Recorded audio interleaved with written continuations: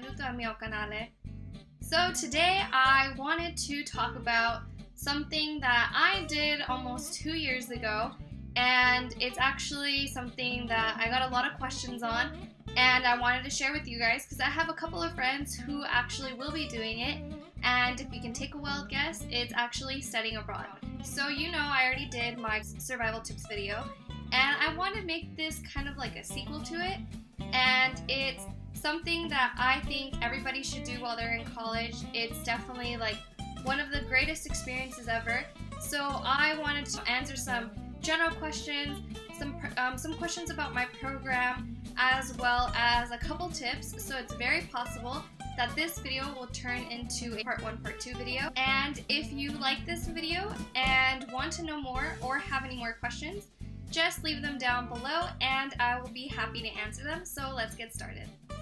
So some general questions is, why should I study abroad? I think everybody should study abroad because it gives you such a different perspective of wherever you're from. I'm sure we're all well aware that there's more to the world than like the city you live in or the school you go to, but immersing yourself in a different culture, it changes you and you learn so much about yourself, and you learn about others and another environment, another culture that I think you should do. Another general question is, how much do I pack?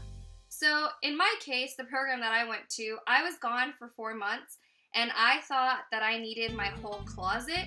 So I did a carry-on, a what's it called, the one you put under, and then a backpack, and I think my stuff weighed over 200 pounds, and that is definitely not the way to go.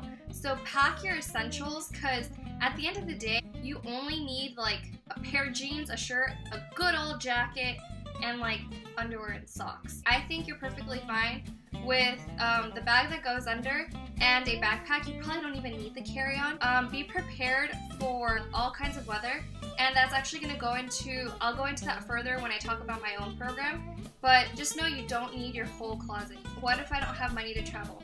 So most students nowadays, if you're lucky enough, you get financial aid. So I bet you didn't know that if you get financial aid, your financial aid travels with you. So if you've been getting financial aid in college, that same financial aid applies to your program.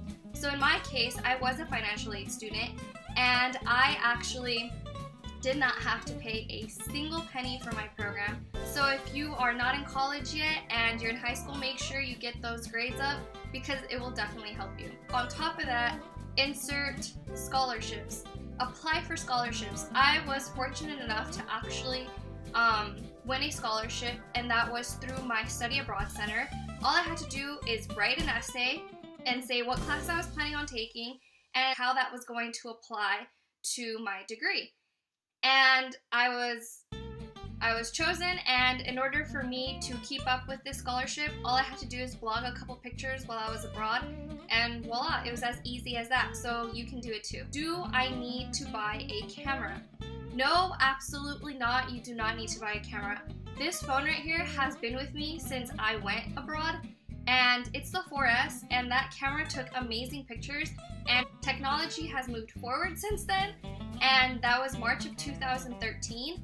So now there's like the 5, 5C, the 6, 6 Plus. So all you need is your phone. You do not need an extra camera. So where do I get my euros if you're going to Europe? And if you're going anywhere else, just this applies the same way. So get your money at your local bank if you do have a bank account, and if you don't, open one up. So make sure you do your research on when the euro is going to be at its lowest. And that goes into another question, but make sure you try to find a bank that will not charge you when you use a debit card abroad. So Charles Schwab, and I think I pronounced it correctly. I didn't use it, but someone that I went to know the program did. This person did not get charged when they took out money, when they used their credit card, so they had the best credit card out of the program. I think if you have Bank of America and Chase, when you take money out of the ATM, they don't charge you, but I think they do charge you when you use your card at like grocery stores and stuff like that. So check out Charles Schwab. If I can find it, I'll link it down below. For you ladies, do I need heels? No, you do not need heels, even if you're just thinking of wearing heels for dinner.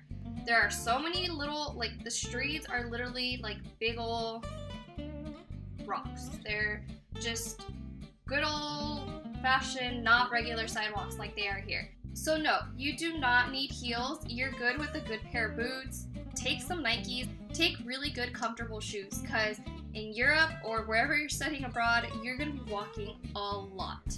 Do I need my laptop? So, since you are going to school, it is highly, highly recommended that you take your laptop. My laptop was kind of like a dinosaur when I went, but I still took it. And it's so much easier than not taking your laptop, because there will be computers provided at your school, but it's just not the same. It's not the same comfort. You won't be able to get your homework done when you want it to. What if you need to Skype your family or something like that? So definitely take your laptop.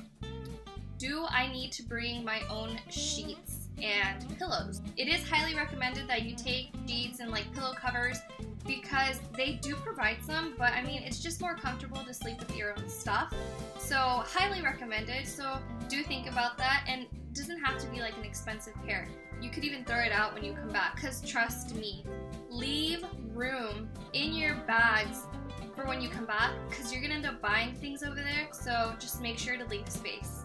Well, I think that's it for general questions. So thank you for watching part 1 of this 3-part series, and stay tuned for part 2, and